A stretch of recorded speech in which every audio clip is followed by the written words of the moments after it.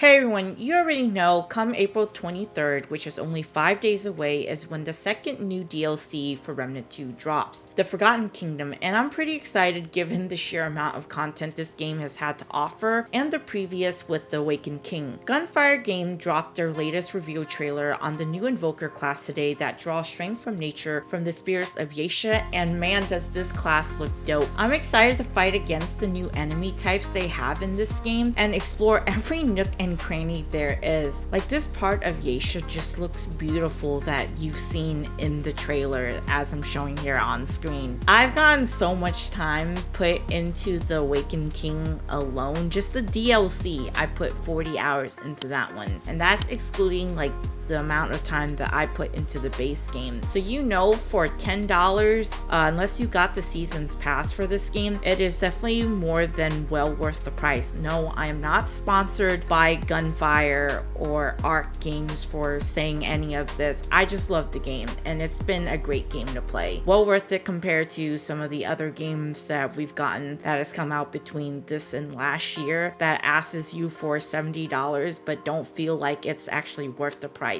This is well worth it, and I'm sure the base game doesn't even cost that much. If anything, you could probably get it on sale depending on what platform you're on. And the Awakened King, while it was still pretty cool, I was a little bit disappointed with the enemy variety. So hopefully this time around with the Forgotten Kingdom, we'll definitely see more than just a couple. Even the new armor looks pretty cool in this new DLC. Today I'll be going over the perks for this new class, and I'll save the skills shown in the trailer at the end as well, with additional details on screen for each of the Invoker Archetype skills: Way of Kalua, Way of Mydra, and Way of Lydusa. Now let's take a look at the different perks. Visionary doubles base skill charges for all archetypes. Skill activation reduces all skill cooldowns by 10%. And then Entrance is a damage perk, increasing the skill damage by 30%, elemental damage by 15%, and skill and elemental critical chance by 5%, and the damage is increased with the Invoker level. Communion benefits the team by reducing skill cooldown by 1% and heals 2% max health once every 3 seconds for allies while an Invoker skill is active.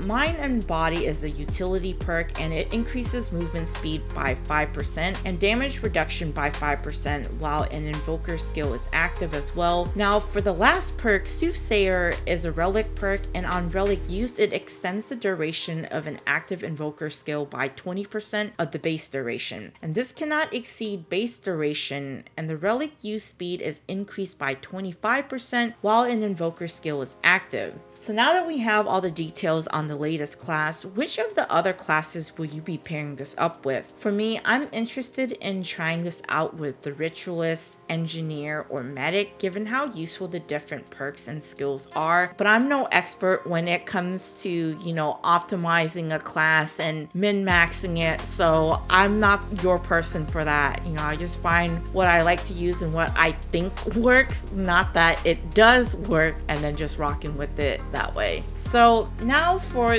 the different skills that the Invoker class has. Way of Kalua, this casts a tidal wave dealing 517.6 elemental damage and conjuring a 30-meter rainstorm for 19.5 seconds. This is pretty cool because you're literally making it rain on your enemies. Allies inside this rainstorm gain haste. Enemies inside the rainstorm get drenched for 10 seconds. For those that don't know what drench is, it slows the enemy down by 10%, and for every few seconds, lightning strikes the enemy, dealing 1035.3 base shock damage that splits amongst the drenched targets with the cooldown of 112.8 seconds. Way of Mydra heals all allies for 20% max health over 1.5 seconds and conjures a 20-meter forest growth for 19.5 seconds. After fully blooming, allies in the forest growth heal 2% max health per second and gain 3% of base damage dealt as lifesteal. Enemies inside the forest growth gain gloom for 10 seconds, and gloom increases incoming elemental damage by 15% and the cooldown for 112.8 seconds. I think for this skill right here, I think it's probably going to be pretty useful. I think the first thing that comes to mind, granted I haven't played Remnant 2 in a while, I think it pairs well with my merciless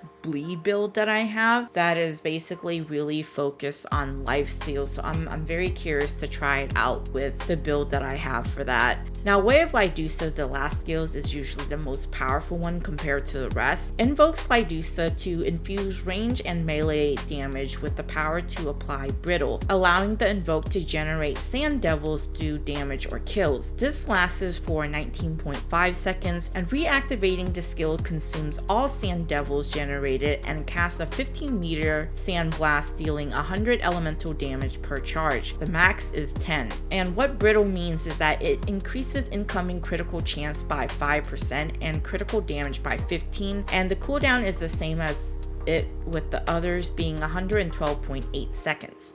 Here's the detailed list of features you can expect. It says here, new storyline, dungeons, and area based in the world of Yaesha. Dive deeper into the biome of Yaesha and experience our brand new storylines where player will unravel the mysteries of Yaesha's lost tribe and a vengeful stone spirit called Lydusa and her living stone constructs. Many items and powerful weapons that enhance gameplay. Outfits the wanderer to survive this more deadly version of the world of Yaesha by choosing from a host of new weapons and modifications, along with new items like amulets and rings as to be expected there. New bosses, characters, and fearsome creatures to encounter. Mysterious threats and survivors of unknown origin emerge from the crumbling remnants of the forgotten civilization of Yaesha, bringing new challenges for all players.